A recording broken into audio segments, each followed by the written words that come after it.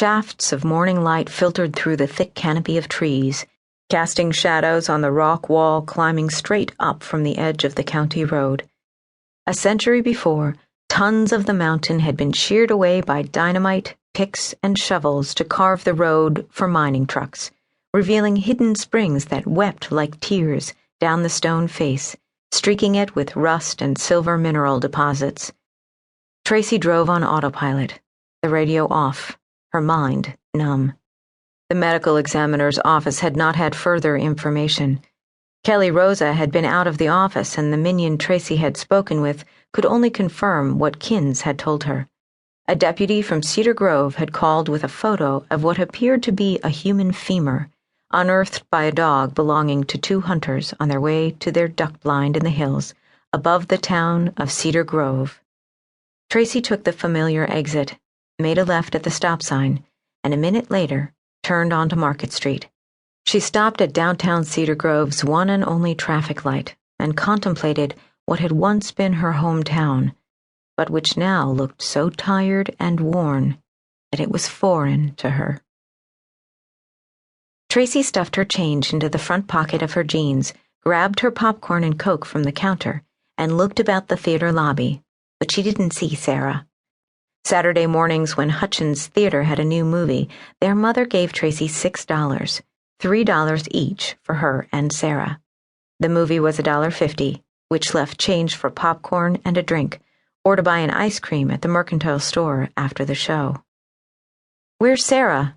Tracy asked. At 11, Tracy was responsible for Sarah, though she'd recently relented to Sarah's desire to carry her own movie money. Tracy had noticed that Sarah had not bought popcorn or a drink and had pocketed the extra $1.50.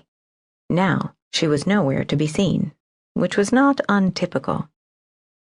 Dan O'Leary pushed thick, black-framed glasses back onto the bridge of his nose, a persistent habit. "I don't know," he said, looking about the lobby. "She was just here." "Who cares?" Sunny Witherspoon had her popcorn and was waiting by the swinging doors to enter the darkened theater. "She always does this. Let's go. We're going to miss the previews." Tracy liked to say Sunny and Sarah had a love-hate relationship. Sarah loved to bug Sunny, and Sunny hated it. "I can't just leave her, Sunny," she asked Dan. "Did she go to the bathroom?" "I can look." Dan took 2 steps before the realization hit.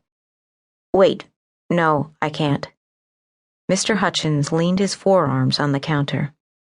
"I'll tell her you all went in and send her in, Tracy. You kids go on in so you don't miss the previews. I got the trailer for Ghostbusters." "Come on, Tracy," Sunny whined. Tracy took a final look about the lobby. It would be just like Sarah to miss the previews. Maybe she'd learn a lesson. "Okay, thanks, Mr. Hutchins." "I can carry your soda," Dan said. His hands were empty. His parents only gave him enough money for the movie. Tracy handed him the drink and used her free hand to cup the popcorn and keep it from spilling as she walked. Mr. Hutchins always filled her and Sarah's boxes until they overflowed. Tracy knew it had something to do with her father taking care of Mrs. Hutchins, who had lots of medical problems on account of her diabetes. "It's about time," Sunny said. "I'll bet all the good seats are taken." Sunny used her back to push open the swinging door, and Tracy and Dan followed her in. The lights were out, and when the door shut, Tracy had to pause to let her eyes adjust to the dark. She heard kids already in their seats laughing and calling out names, eager for Mr. Hutchins to climb into the booth and start the projector. A couple parents were trying unsuccessfully to shush them.